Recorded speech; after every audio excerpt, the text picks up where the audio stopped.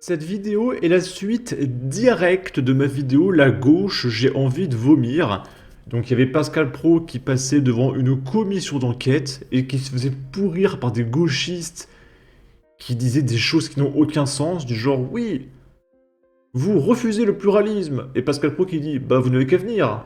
Et il répond non, je viendrai pas parce qu'il n'y a pas de pluralisme et ça n'a aucun sens. Et du coup, suite à ça, on est le lendemain maintenant. Et on va voir un peu les réactions de Pascal Pro, de Jean Messia, de Marion Maréchal. Et on va encore plus débunk la gauche, parce que je pense que c'est extrêmement important de montrer à quel point ces gens sont des demeurés, et que vous n'avez pas le droit de voter pour des gens comme ça. D'accord? Il faut montrer au monde entier ce que sont ces gens-là. Donc c'est extrêmement important de partager ce genre de vidéo, où on explose les gauchistes. D'accord? Donc là, il y a Pascal Pro, qui dit qu'il est extrêmement content voilà, d'être sur le plateau de CNews aujourd'hui, parce que il peut exercer son métier, parce que personne ne le fait chier aujourd'hui pour une fois. Je suis heureux de vous retrouver à 10h30 ce matin, à 9h ce matin, pour pouvoir exercer mon métier, puisque ce matin, personne ne m'a convoqué nulle part. Qui? Je suis heureux de vous C'est un monstre, Pascal Pro, je l'adore vraiment. Là, c'est Jean Messia, qui réagit au député LFI Aurélien Saint-Toul, qui, je le rappelle, pendant la commission d'enquête, avait dit « Mais comment avez-vous osé retourner le logo de CNews en hommage, en soutien aux agriculteurs qui galèrent en France ?» Parce que du coup, vous avez pris position politiquement, et c'est interdit de prendre position en tant que média impartial. Sachant qu'on rappelle, j'adore vous le montrer, mais dans les locaux de BFM TV, à l'époque, quand je dis à l'époque, c'était pendant les élections présidentielles, il y avait des posters de Jean-Luc Mélenchon, Premier ministre, de scotchés sur les vitres des locaux de BFM TV. Et là, par contre, c'est pas prendre position. Là, c'est très le pluralisme, c'est très neutre. D'accord? Ça, c'est fantastique. Par contre, soutenir les agriculteurs, oh là là, attention. Et du coup, Jean Messia qui dit le député LFI Aurélien Saint-Toul est horrifié parce que CNews a retourné son logo en soutien aux agriculteurs. Mais quand les médias, les matchs ou des ministres arborent le drapeau LGBT ou mettent un genou à terre, où est Monsieur Saint-Toul? Il se rince la gueule au Saint-Ol ou quoi? On voit que Jean Messia en a marre. Je pense que tout le monde en a marre. Tout le monde est en train d'exploser face à cette hypocrisie gauchiste. C'est insupportable. Et suite à cette réplique de Jean Messia par rapport aux agriculteurs, je ne peux pas m'empêcher de vous montrer que CNews soutient toujours les agriculteurs. Aujourd'hui, je pars le matin travailler, je suis malheureux, j'ai vraiment peur de tout perdre. Le cri de détresse de Xavier Blandin, agriculteur dans l'Yonne. Une cagnotte a été ouverte pour lui venir en aide. C'est sorti le vendredi 1 mars, parce que oui, les agriculteurs sont de retour, ils n'en peuvent plus.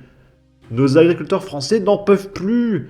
Mais la LFI ne veulent pas qu'on les soutienne parce que les agriculteurs ne sont pas l'électorat de Jean-Luc Mélenchon, ça ne sert à rien. D'accord? Pour avoir des voix, il faut soutenir les criminels et les migrants, d'accord? C'est ça l'électorat de Jean-Luc Mélenchon.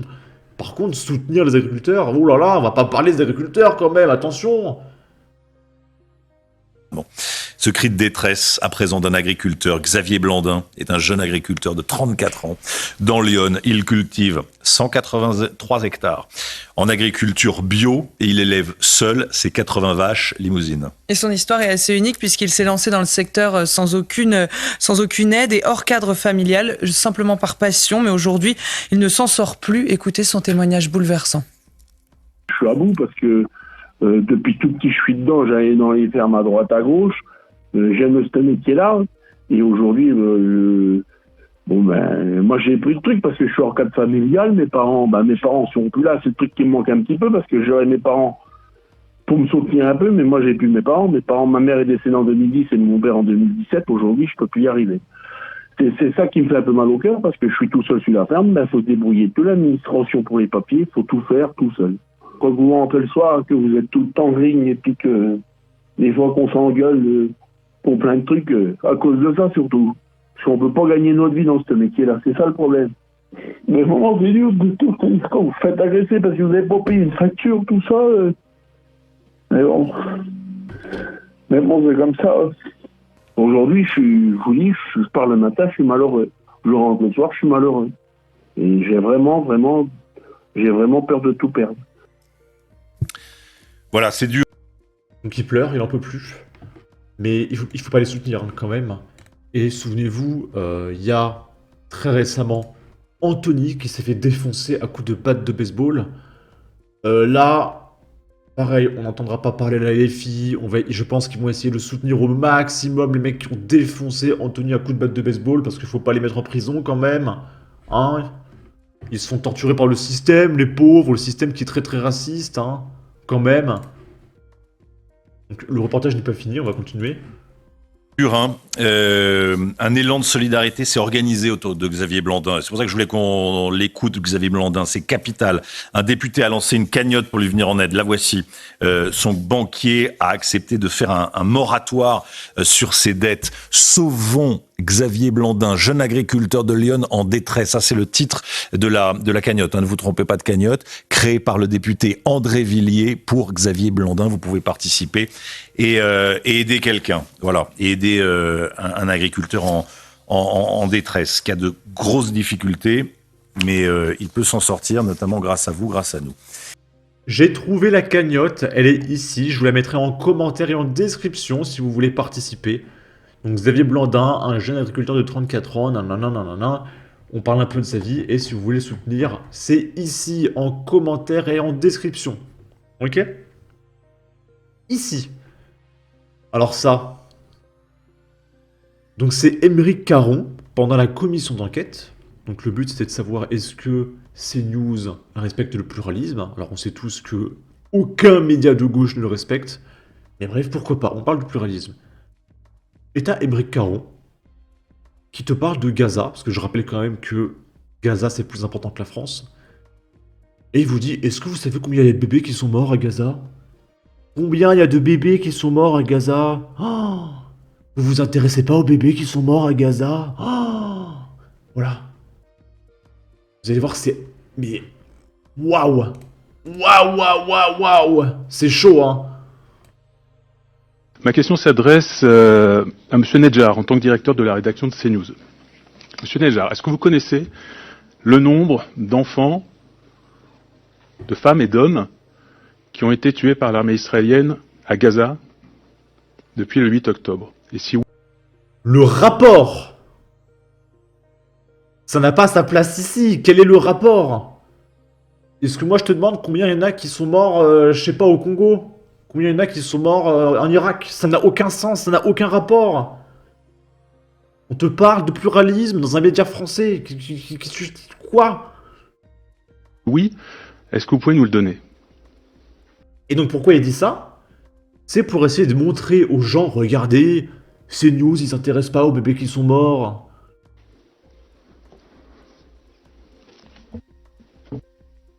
Je ne connais pas le nombre exact.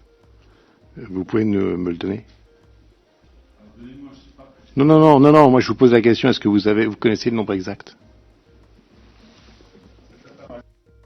Ouais, et c'est pas totalement non plus le sujet de la commission d'enquête, mais vous avez votre... Oui, c'est pas le sujet de la commission d'enquête. Mais il dit ça pour essayer de montrer que CNews, ils s'en fichent des bébés qui sont morts, d'accord? Bon, allez-y, monsieur Caron, bien sûr. Et ça, c'est très très le pluralisme de dire ça? Ça n'a aucun rapport. Là, le mec insulte le pluralisme au sein même de la commission d'enquête qui te parle de pluralisme. Et on dit rien.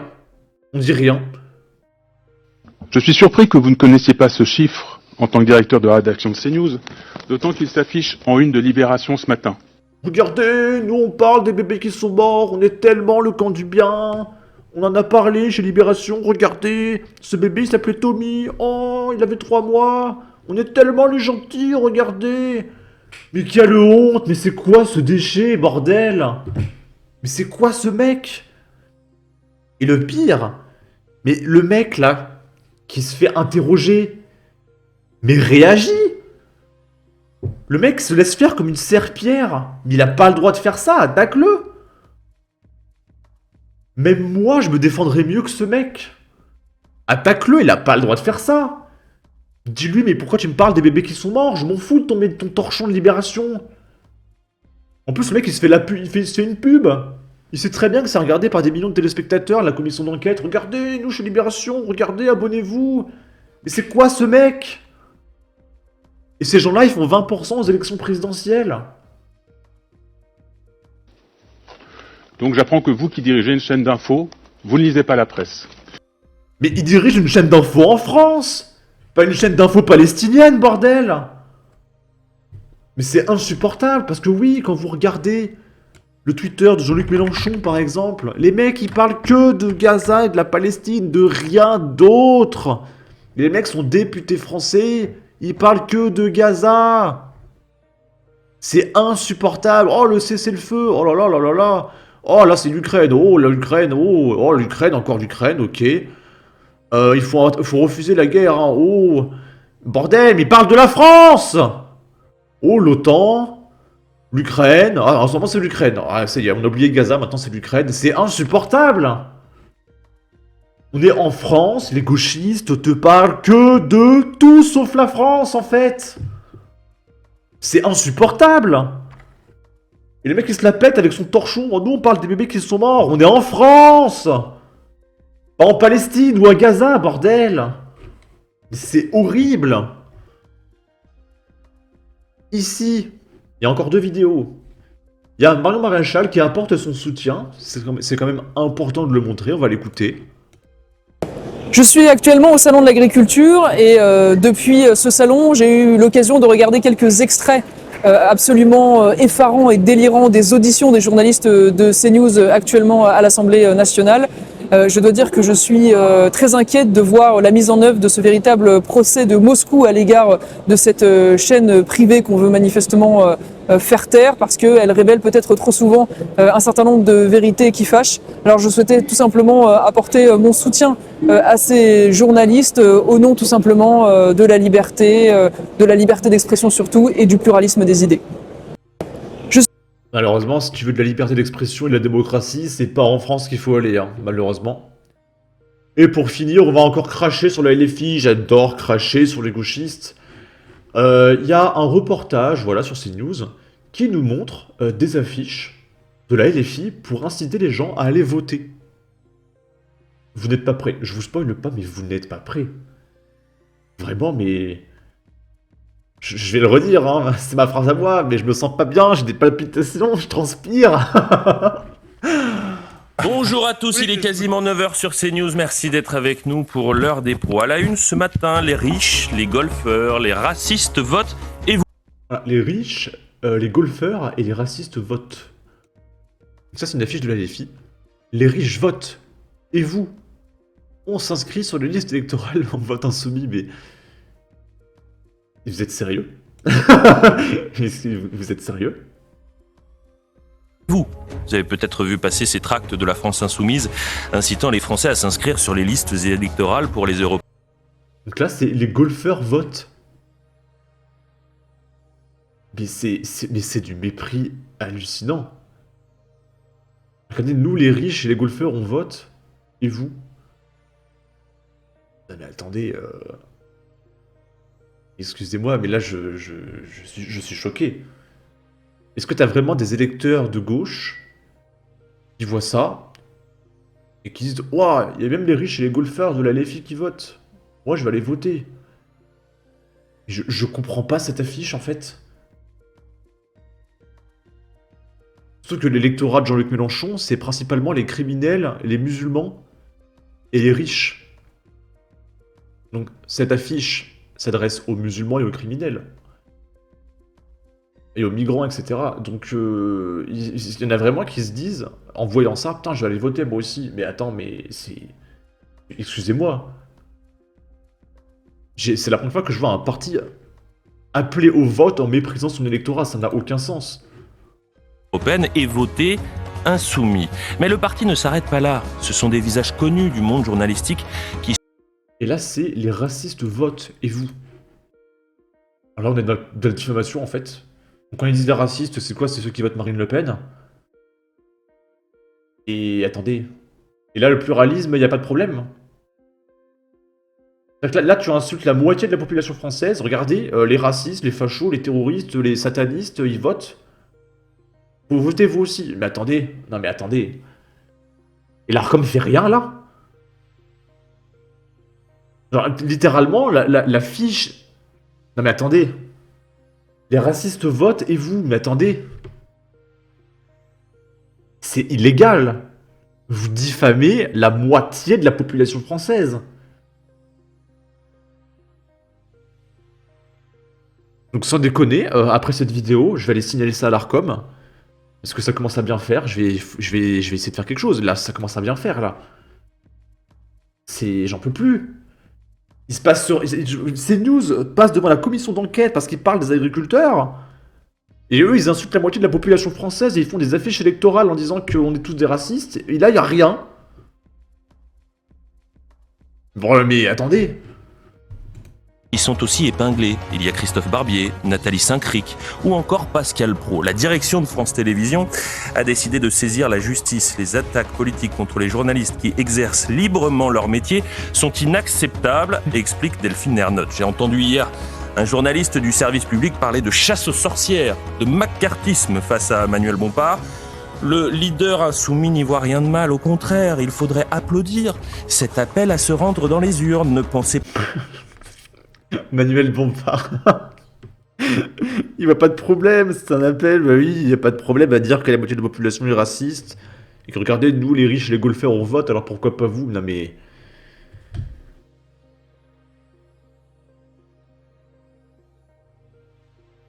Faut quand même saluer quelque chose. C'est que... Alors vous savez, moi, je m'identifie comme quelqu'un de gauche. Alors pas cette gauche-là, hein. Une gauche patriote. Mais parfois, je dis « on ». Quand je parle de droite, je m'inclus dedans, je dis « on ». Parce que je fais partie des fachos d'extrême droite, d'après les gauchistes.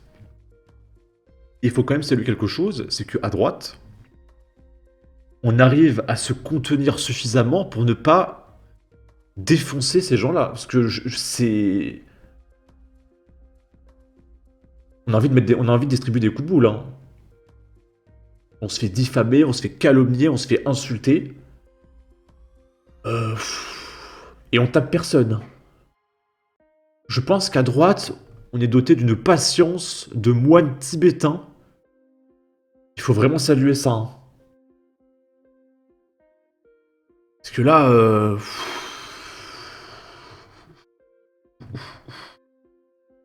Pas un instant que c'est une cible mise dans le dos de ces journalistes. Les journalistes cités un peu plus haut seraient-ils des modèles pour la France insoumise, des exemples à suivre? Ou bien la démarche est plus malsaine, plus désagréable, pour reprendre les mots de la principale intéressée, Nathalie Saint-Cric? Alors il y a une seule question qu'on doit se poser, ces affiches seront-elles retirées? En tout cas, moi, comme je vous l'ai dit, je vais essayer de saisir l'Arcom. Donc, je partagerai l'Arcom, voilà, CNews à 9h pour donner l'information. Je dirais normal, les affiches comme ça. Je vais saisir l'Arcom. Je vais essayer de faire quelque chose, j'en peux plus. J'en peux plus. Là, je vais m'impliquer politiquement, c'est insupportable. C'est... Waouh, waouh, waouh, waouh, waouh, waouh, quoi. Bon. En tout cas, n'hésitez pas à donner votre avis, votre opinion, à partager, liker, commenter. Ça aidera au référencement de la vidéo sur YouTube. Abonnez-vous, suivez-moi sur Twitter et à la prochaine pour de futures vidéos. Ciao!